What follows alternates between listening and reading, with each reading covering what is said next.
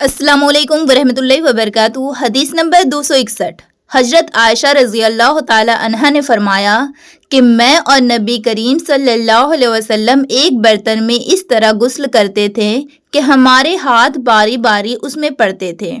حدیث نمبر 262۔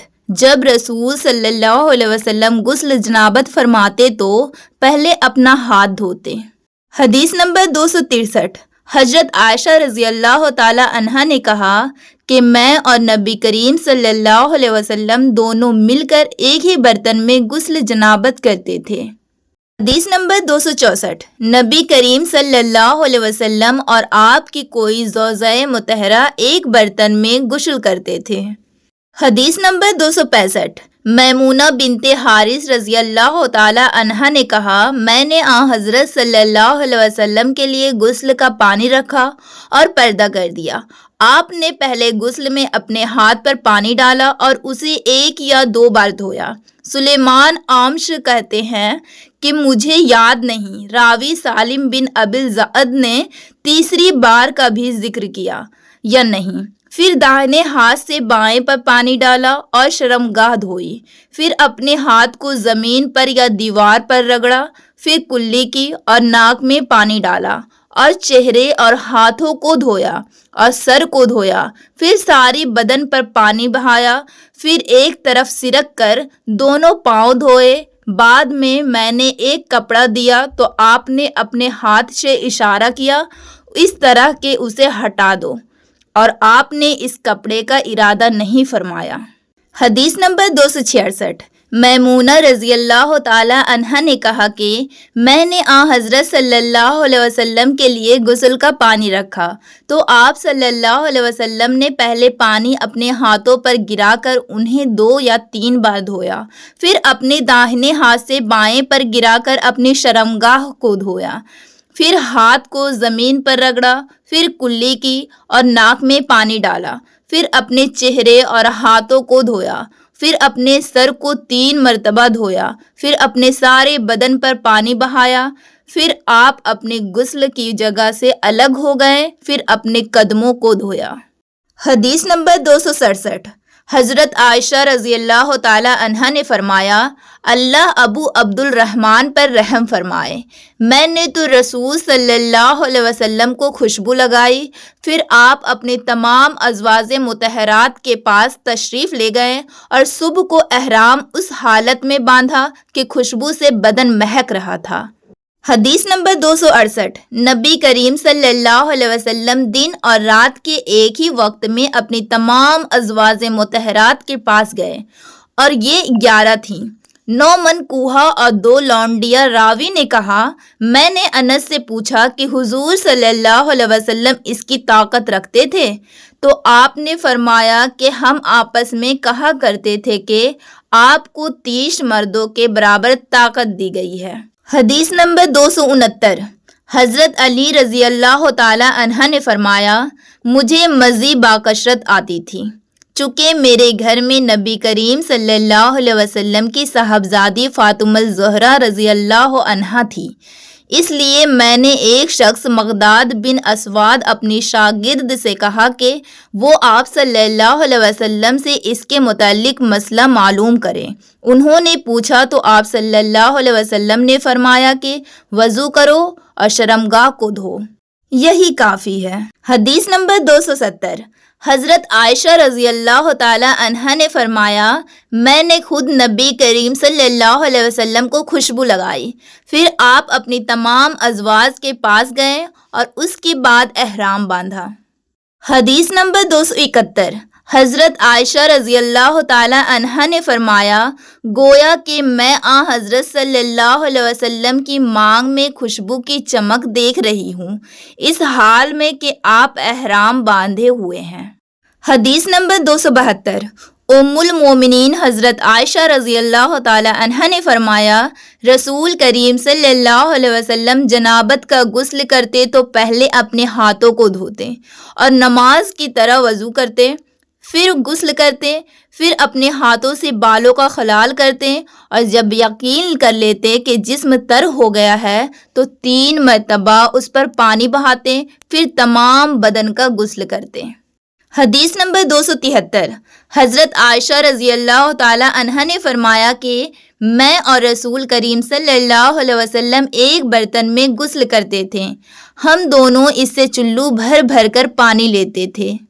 حدیث نمبر 274 ام المومنین حضرت میمونہ رضی اللہ تعالی عنہا نے فرمایا رسول اللہ صلی اللہ علیہ وسلم نے غسل جنابت کے لیے پانی رکھا، پھر آپ صلی اللہ علیہ وسلم نے پہلے 2 یا 3 مرتبہ اپنے دائیں ہاتھ سے بائیں ہاتھ پر پانی ڈالا، پھر شرمگاہ دھوئی، پھر ہاتھ کو زمین پر یا دیوار پر 2 یا 3 بار رگڑا، پھر کلی کی اور ناک میں پانی ڈالا اور اپنے چہرے اور بازوؤں کو دھویا، پھر سر پر پانی بہایا اور سارے بدن کا غسل کیا، پھر اپنی جگہ سے سرک کر پاؤں دھوئے۔ حضرت میمونہ رضی اللہ تعالی عنہا نے فرمایا کہ میں ایک کپڑا لائی تو آپ نے اسے نہیں لیا اور ہاتھوں ہی سے پانی جھاڑنے لگے۔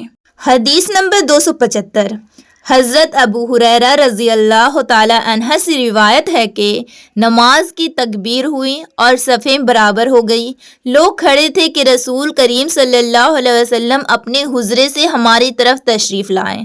جب آپ مصلی پر کھڑے ہو چکے تو یاد آیا کہ آپ زمبی ہیں، لیکن آپ نے ہم سے فرمایا کہ اپنی جگہ کھڑے رہو، اور آپ واپس چلے گئے۔ پھر آپ نے غسل کیا اور واپس ہماری طرف تشریف لائے تو سر سے پانی کے قطرے ٹپک رہے تھے۔ آپ نے نماز کے لیے تکبیر کہی اور ہم نے آپ کے ساتھ نماز ادا کی۔ حدیث نمبر 276 حضرت میمونہ رضی اللہ تعالی عنہا نے فرمایا میں نے نبی کریم صلی اللہ علیہ وسلم کے لیے غسل کا پانی رکھا اور ایک کپڑے سے پردہ کر دیا۔ پہلے آپ نے اپنے دونوں ہاتھوں پر پانی ڈالا اور انہیں دھویا، پھر اپنے داہنے ہاتھ سے بائیں ہاتھ میں پانی لیا اور شرمگاہ کو دھویا، پھر ہاتھ کو زمین پر مارا اور دھویا، پھر کلی کی اور ناک میں پانی ڈالا اور چہرے اور بازو دھوئے، پھر سر پر پانی بہایا اور سارے بدن کا غسل کیا۔ اس کے بعد آپ مقام غسل سے ایک طرف ہو گئے، پھر دونوں پاؤں دھوئے۔ اس کے بعد میں نے آپ کو ایک کپڑا دینا چاہا تو آپ نے اسے نہیں لیا اور اپنے ہاتھوں سے پانی جھاڑنے لگے۔ حدیث نمبر 277 حضرت عائشہ رضی اللہ تعالی عنہا نے فرمایا ہم ازواج مطہرات میں سے کسی کو اگر جنابت لاحق ہوتی تو وہ ہاتھوں میں پانی لے کر سر پر 3 مرتبہ ڈالتی، پھر ہاتھ میں پانی لے کر سر کے داہنے حصے کا غسل کرتی اور دوسرے ہاتھ سے بائیں حصے کا غسل کرتی۔ حدیث نمبر 278 آپ صلی اللہ علیہ وسلم نے فرمایا بنی اسرائیل ننگے ہو کر اس طرح نہاتے تھے کہ ایک شخص دوسرے کو دیکھتا، لیکن حضرت موسیٰ علیہ السلام تنہا پردہ سے غسل فرماتے۔ اس پر انہوں نے کہا کہ باخدا موسیٰ کو ہمارے ساتھ غسل کرنے میں صرف یہ چیز مانی ہے کہ آپ کے خصیے بڑھے ہوئے ہیں۔ ایک مرتبہ موسیٰ علیہ السلام غسل کرنے لگے اور آپ نے کپڑے کو ایک پتھر پر رکھ دیا، اتنے میں پتھر کپڑوں کو لے کر بھاگا اور موسیٰ علیہ السلام بھی اس کے پیچھے بڑی تیزی سے دوڑے۔ آپ کہتے جاتے تھے اے پتھر میرا کپڑا دے، اے پتھر میرا کپڑا دے۔ اس عرصے میں بنی اسرائیل نے موسیٰ علیہ السلام کو ننگا دیکھ لیا اور کہنے لگے کہ باخدا موسیٰ کو کوئی بیماری نہیں، اور موسیٰ علیہ السلام نے کپڑا لیا اور پتھر کو مارنے لگے۔ ابو ہریرہ نے کہا کہ باخدا اس پتھر پر 6 یا 7 مار کے نشان باقی ہیں۔ حدیث نمبر 279 نبی کریم صلی اللہ علیہ وسلم نے فرمایا ایک بار ایوب علیہ السلام ننگے غسل فرما رہے تھے کہ سونے کی ٹڈیاں آپ پر گرنے لگی۔ حضرت ایوب علیہ السلام انہیں اپنے کپڑے میں سمیٹنے لگے۔ اتنے میں ان کے رب نے انہیں پکارا کہ اے ایوب کیا میں نے تمہیں اس چیز سے بے نیاز نہیں کر دیا جسے تم دیکھ رہے ہو؟ ایوب علیہ السلام نے جواب دیا ہاں تیری بزرگی کی قسم، لیکن تیری برکت سے میرے لیے بے نیازی کیوں کر ممکن ہے۔ حدیث نمبر 280 ام ہانی بنت طالب کو یہ کہتے ہوئے سنا، میں فتح مکہ کے دن رسول اللہ صلی اللہ علیہ وسلم کی خدمت میں حاضر ہوئی تو میں نے دیکھا کہ آپ غسل فرما رہے ہیں اور فاطمہ رضی اللہ تعالی عنہا نے پردہ کر رکھا ہے۔